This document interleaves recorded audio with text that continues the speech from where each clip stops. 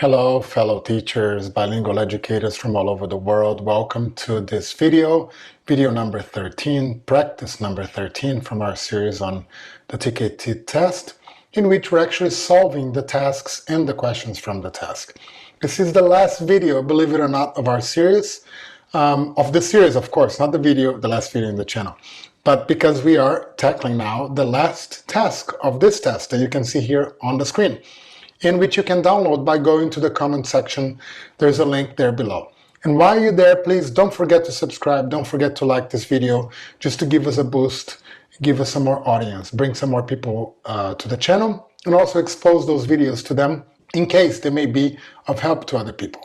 But of course, after we finish this series, we're going to make some other videos, and later on we're going to tackle another simple test. We're going to get another simple test and make similar videos answering different questions of similar types as you have seen in this one here.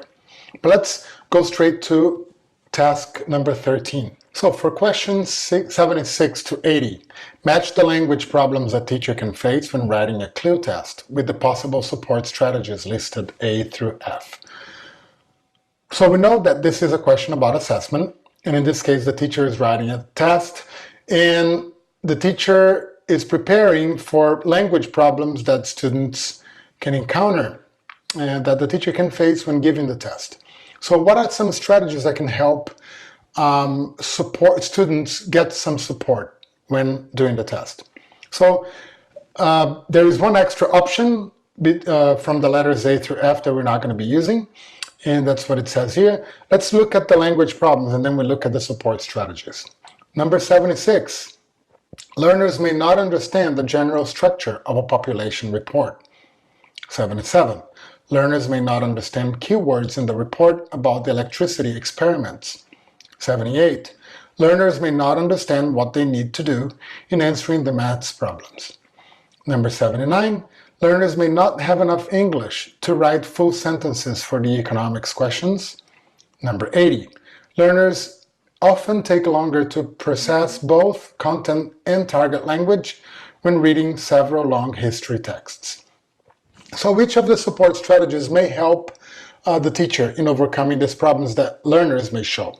Well, the teacher can paraphrase parts of the instructions, use texts that motivate the learners, let learners use some of their first language, include a diagram of the text, allow learners more time, include a glossary.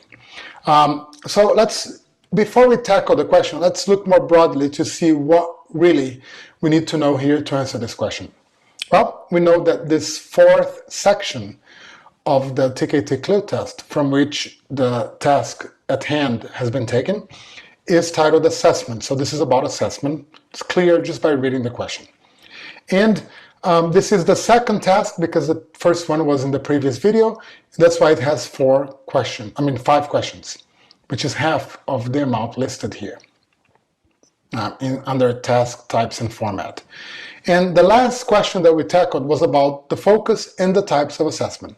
This one is obviously telling us that it is about support strategies that the teacher can use to overcome hurdles or problems that she or he encounters when giving the test to students or when writing a test. So let's understand what support strategies for assessment are.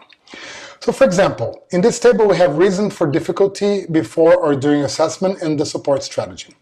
Let's imagine that the difficulty that the teacher faces, that the students may encounter, is the language used in the instructions is too difficult. Well, so before the assessment, the teacher can paraphrase or simplify the language, or the teacher can add a model example of what learners have to write or do, so that when learners see the model, they understand what the question will be about and how to solve it. During the assessment, the teacher can read instructions aloud twice, can explain the instructions more simply, and can explain the instructions in L1, which refers to the first language, as we saw in the previous slide. If the problem is that learners have a low level of spoken English, before the tests, the teacher can pair them so that they can support each other, or can allow learners to practice using speech bubbles or outline script before they speak. So give them some bubbles that they can read or some script that they can read before they speak for themselves. During the test, the teacher can allow learners to use gestures, or can allow learners to code switch, or switch between English and their first language sometimes, or can provide prompts, which is sentences that they can use and practice that they can use in their own language production. If the task is too long before the test, the teacher can delete some questions or can reduce the number of steps in the task. During the test, the teacher can give learners a short break if they're too long. If the learners have visual problems before the test, the teacher can enlarge the font size or the printed letters, can select a clear font style so that the letters are clear for them, or can use color of paper for reading and writing, like cream or beige, to bring out the content more. During the test, the teacher can give instructions orally or make sure learners sit in good light, or can allow some extra time. And again, these examples are taken from Kay Bentley's book that helps learners prepare. And I'm not going to read all of them. Let's just read the first box here, and you can pause the video and read the rest for yourself.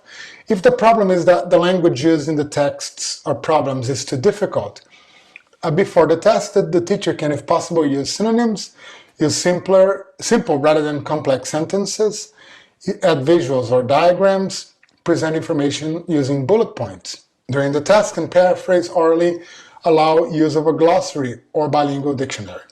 So again, there's other problems and other solutions or strategies that the teacher can apply before or after the test. Sorry, before or during the test. So let's see the question at hand. Now, we know that the task here is to match language problems to support strategies. And notice that all of these are language problems. So let's identify the roadblock. What's preventing students from answering this question? And then connect that roadblock with the strategy that's going to help them solve it. So for the first language problem, learners may not understand the general structure of a population report. General structure. So what strategy can help them with that? Paraphrase parts of the instructions? Well, this is not really about the structure, right? Use text that motivate the learners. The issue is not a motivation issue one. Let learners use some of their first language, include a diagram of the text, allow learners more time, include a glossary. Again, this is not about vocabulary. Well, if it's about the general structure of a population report, the teacher can include a diagram in this case. Because if the structure is too difficult, a diagram will make the structure more visible or visually accessible to learners.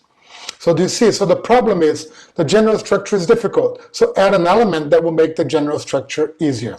In this case, a diagram. Let's give another example here. Learners may not understand key words in the report about the electricity experiments. Keywords, well, if you don't know keywords, you need a glossary. So that's F. See the connection? Again, let's connect the roadblock to the solution, to the strategy. 78.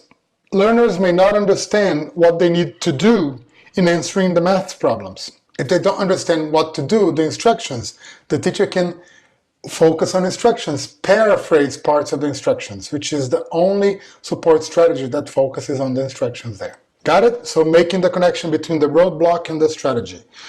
Learners may not have enough English to write full sentences for the economics questions. If they don't have full English, if the roadblock is English, they may have to resort to their first language. Because what they're showing here is not mastery of the language, it's mastery of the content. So what strategy refers to first language? C. Allow them to use some first language and some English mixed so that they can show mastery of content. 80. Learners often take longer to process both content and target language when reading several long history texts. So, well, if they take longer, that means the issue is time, the roadblock is time. So allow more time, that's E. So I hope you've been able to see how we are connecting the roadblocks to the solutions, to the strategies. And the resources we always recommend. The first is Kay Bentley's book, and the second is the free handbook for teachers, which you can download by finding the link in the comment section. While you're there, don't forget to like this video if you've enjoyed it. Don't forget to subscribe to the channel because there are going to be more videos. And don't forget to check the suggestions that we're giving you at the end of this video as well.